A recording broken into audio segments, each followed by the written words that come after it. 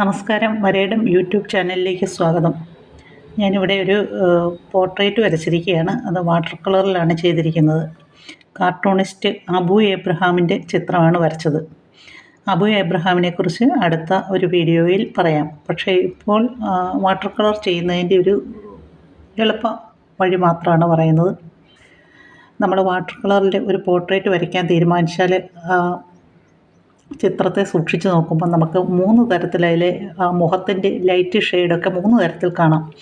ഏറ്റവും ലൈറ്റായിട്ടുള്ള ഭാഗങ്ങൾ, അതുപോലെ കുറച്ചുകൂടെ ഷെയ്ഡ് വന്ന ഭാഗങ്ങൾ, നല്ല ഷെയ്ഡുള്ള ഭാഗങ്ങൾ, ആ രീതി 3ആയിട്ട്. ഇനി അതല്ലെങ്കിൽ കൂടുതൽ സൂക്ഷ്മമായിട്ട് വരയ്ക്കുമ്പം അതിൻ്റെ അകത്ത് ഹൈലൈറ്റും ഒക്കെ കണ്ട് വരയ്ക്കാം. അതല്ലെങ്കിൽ സാധാരണ രീതിയിൽ 3 രീതിയിൽ വരയ്ക്കാം. അപ്പം ഇങ്ങനെ ചെയ്യുന്നത് കൊണ്ടുള്ള എളുപ്പമെന്ന് പറഞ്ഞാൽ ഒറ്റ വാഷ് ആയിട്ട് ആദ്യം കൊടുക്കാം.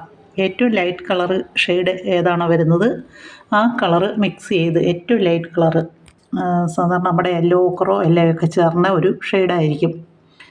ആ ഷെയ്ഡ് മിക്സ് ചെയ്ത്, ഇപ്പം അബു എബ്രഹാമിൻ്റെ ചിത്രമായതുകൊണ്ട് ഒരു വെളുത്തയാളാണ്, അതുകൊണ്ടാണ് ആ കളർ പറഞ്ഞത്.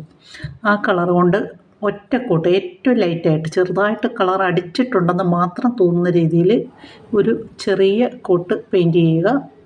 അതിന് ശേഷം തൊട്ടടുത്ത കടുത്ത നിറം കൊണ്ട് ഡാർക്ക് ഭാഗങ്ങൾ അടയാളപ്പെടുത്തുക. അല്പം കൂടെ ബേൺസീന, യെല്ലോ കളറാണ് എടുത്തതെങ്കിൽ അതിൻ്റെ കൂടെ അല്പം കൂടെ ബേൺസീന ചേർത്തുകൊണ്ട് ഷെയ്ഡ് മുഴുവൻ അടയാളപ്പെടുത്തി പോവുക. അത് കഴിഞ്ഞ് ബേൺസീനയോടൊപ്പം അല്പം മറ്റേതെങ്കിലും ഒരു നിറം, പേർഷ്യൻ ബ്ലൂവിൻ്റെയോ, അതൊരു ചെറിയ തരി മാത്രം മിക്സ് ചെയ്തുകൊണ്ട് നന്നായിട്ട് ഡാർക്കായിട്ടുള്ള ഭാഗങ്ങൾ ഷെയ്ഡ് ചെയ്യുക. അതിനുശേഷം കണ്ണ് പോലുള്ള ഭാഗങ്ങൾ ഈ കളറിനോട് അല്പം കൂടി കടുപ്പം ചേർത്തുകൊണ്ട് വരയ്ക്കുക. അത് പതുക്കെ വരച്ച് പൂർണ്ണമാക്കാവുന്നതാണ്. അതുപോലെ ഈ ചിത്രത്തിൽ കാണുന്നത് നരച്ച മുടിയാണ്. നരച്ച മുടി മാർക്ക് ചെയ്യാനായിട്ട് ബാക്ക്ഗ്രൗണ്ട് ഏതെങ്കിലും ഒരു കളർ കൊണ്ട് തിരിഞ്ഞു വെക്കുക. ആ ബാക്ക്ഗ്രൗണ്ട് ഒന്ന് തിരിക്കുക. അതിനുശേഷം നന്നായിട്ട് ലയിപ്പിച്ച ബാക്ക്ഗ്രൗണ്ട് ഒരല്പം ബ്ലാക്ക് മാത്രം വെച്ച് ആ മുടിയിഴകളൊന്ന് കറുപ്പിച്ച് കൊടുക്കുക.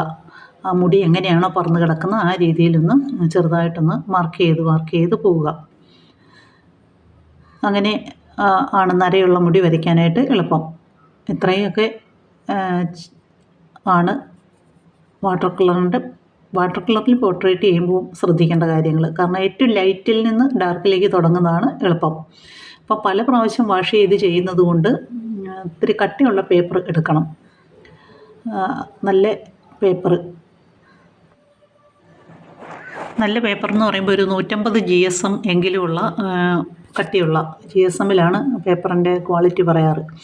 അപ്പോൾ അങ്ങനെ ഒരു 150 മേലോട്ട് GSM ഉള്ള പേപ്പർ എടുക്കുകയാണെങ്കിൽ അതായിരിക്കും വാട്ടർ കളർ ചെയ്യാനായിട്ട് നല്ലത്. വീഡിയോ അവസാനം വരെ കണ്ടതിന് നന്ദി.